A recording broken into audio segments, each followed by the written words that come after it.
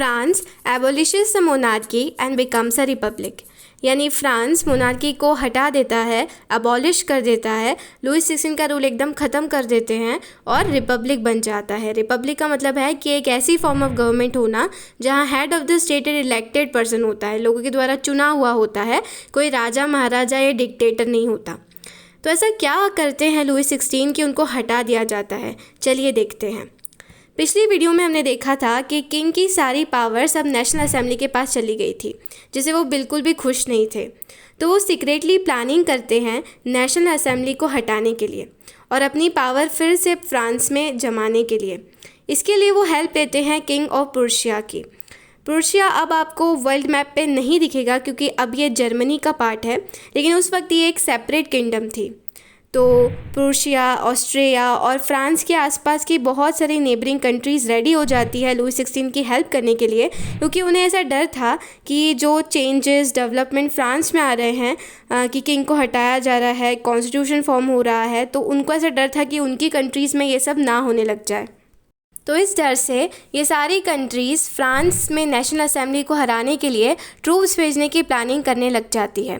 लेकिन उससे पहले वो ऐसा कर पाते, नेशनल असेंबली को इस बात का पता चल जाता है और वो वॉर डिक्लेयर कर देती है प्रुशिया एंड ऑस्ट्रिया के अगेंस्ट।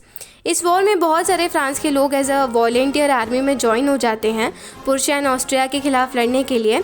लोग इतना बढ़ चढ़ कर इसमें पार्टिसिपेट इसलिए भी करते हैं क्योंकि वो लोग इस वॉर को इस तरीके से देखते हैं कि वो लड़ रहे हैं यूरोप में इतने समय से जो किंग्स और एरिस्टोक्रेसीज की जो मनमानी चल रही है वो उसके खिलाफ लड़ रहे हैं, वो उसके अगेंस्ट लड़ रहे हैं। तो इसलिए इसके लिए बहुत ज़्यादा मोटिवेटेड हो जाते हैं वो। वॉर के वक्त बहुत सारे पेट्रोटिक सॉन्ग्स बनते हैं सोल्जर्स को मोटिवेट करने के लिए। इसमें से एक सॉन्ग था मर्सिलीज, जिसको कंपोज किया था रॉबर्ट डे इज़ले ने। इसका नाम मर्सिलीज ऐसे पड़ा कि जब वॉलेंटियर्स मर्सिलीज, जो कि एक जगह है फ्रांस में, वहाँ से पेरिस की ओर बढ़ रहे थे, तो वो ये गाना गाते हुए बढ़ रहे थे। तो इसीलिए इसका नाम डे मर्सिलीज ही रख देते हैं। ये इतना इम्पोर्टेंट क्यों है? क्योंकि आज जो फ्रांस में नेशनल एंथम है वो यही सॉन्ग है। तो जो रिवॉल्ट चलने लग रहा था उसे लॉसेस तो हो रहे थे, इकोनॉमिक डिफ़िकल्टीज़ भी आ रही थी, लेकिन फिर भी बहुत सारे लोग रिवॉल्यूशन को रोकना नहीं चाह रहे थे, क्योंकि जो कॉन्स्टिट्यूशन बना था 1791 में वो पॉलिटिकल राइट्स केवल रिचर सेक्शन को ही दे रहा था। क्योंकि एट्स द एंड कॉन्स्टिट्यूशन तो नेशनल असेंबली ने ही बनाया था और जिसमें थर्ड एस्टेट के रिच लोग थे, तो जो नीचे के लोग थे, वीकर सेक्शन जो था, उनको रिप्रेजेंटेशन आज भी नहीं मिल पा रहा था। क्योंकि ये सारे लोग पैसिव सिटीजन्स में आते थे, ज़्यादा टैक्स नहीं भरते थे, तो वोट भी नहीं डाल सकते थे, लेकिन इन्हें पॉलिटिकल राइट्स तो चाहिए थे, वोट डालने का अधिकार इन्हें भी चाहिए था। इस वजह से ये रिवॉल्ट को रोकना नहीं चाह रहे थे। ये पॉलिटिकल क्लब्स बनाने लग जाते हैं जहाँ पर वो गवर्नमेंट की पॉलिसीज़, उनकी डिमांड्स और वो क्या एक्शन ले सकते हैं इस बारे में डिस्कशन करते थे। वुमेंस भी पॉलिटिकल क्लब्स फॉर्म करती थी।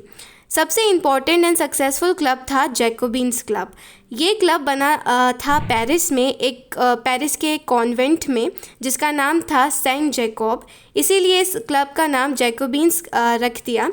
इस क्लब के मेंबर्स मेनली वही होते थे जो less prosperous section of society से बिलोंग करते थे, यानी जिनकी इनकम कम होती थी, जैसे शॉपकीपर्स, आर्टिसंस जो जूते, पेस्ट्री और वॉचेस बनाते थे, प्रिंटर्स, इसके साथ साथ जो सर्वेंट्स थे, डेली वेज वर्कर्स थे, वो सब इस क्लब के मेंबर्स होते थे। इस क्लब के लीडर थे Maximilian Robespierre.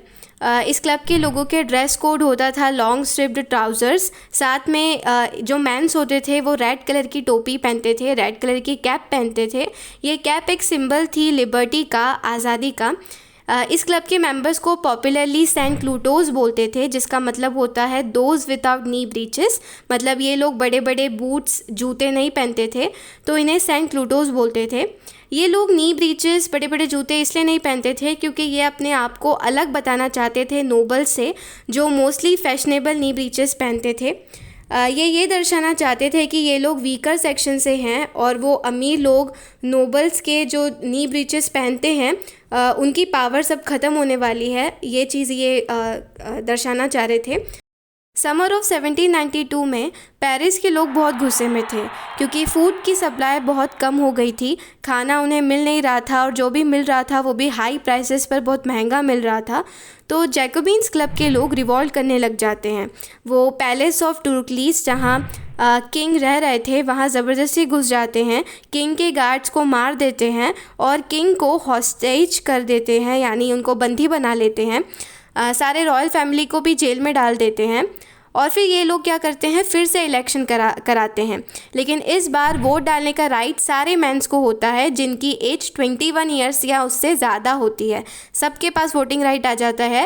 Active passive citizens का कॉन्सेप्ट जो था एकदम ख़त्म कर देते हैं।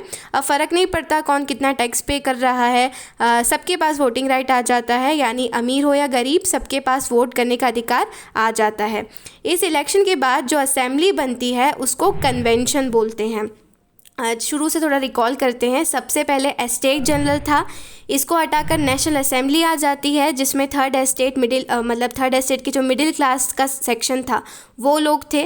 फिर नेशनल असेंबली को हटाकर कन्वेंशन आ जाता है। अब पावर जो है वो less prosperous section of society के पास आ जाती है। फिर ये कन्वेंशन फाइनली 21 सितंबर 1792 में मोनार्की को हटा देती है और फ्रांस एक रिपब्लिक बन जाता है।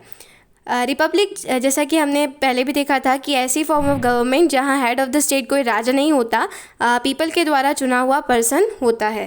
कोई हेरिडिटरी मोनार्की नहीं होती। लुई 16 को एकदम हटा देते हैं। अब हेड ऑफ द स्टेट कौन बन जाता है? हेड ऑफ द स्टेट एक इलेक्टेड पर्सन मैक्सविलियन रॉबेस्पियर बन जाते हैं, जो कि हमने पहले भी देखा था जैकोबिन क्लब के लीडर थे। तो अब लुई 16 का क्या होता है? लुई 16 को मौत की सज़ा सुना देती है कोर्ट, सेंटेंस टू डेथ। किस जुर्म में? उनके ऊपर चार्ज लगता है देशद्रोह का, ट्रीसन का, और 21 जन 1793 में उन्हें पब्लिकली एग्जीक्यूट भी कर देते हैं, यानी फांसी दे दी जाती है उन्हें।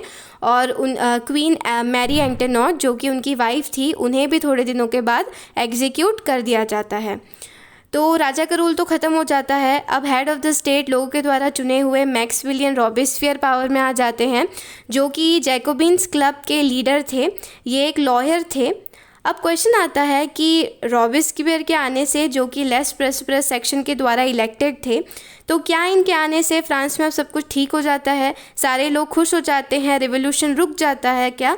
तो इसका आंसर है अ बिग फैट नो। इनके आने से रेन ऑफ टेरर का वक्त शुरू हो जाता है, सिचुएशन और ज़्यादा बिगड़ जाती है। तो ये ऐसा क्या करते हैं वो हम हमारे नेक्स्ट एपिसोड में देखते हैं।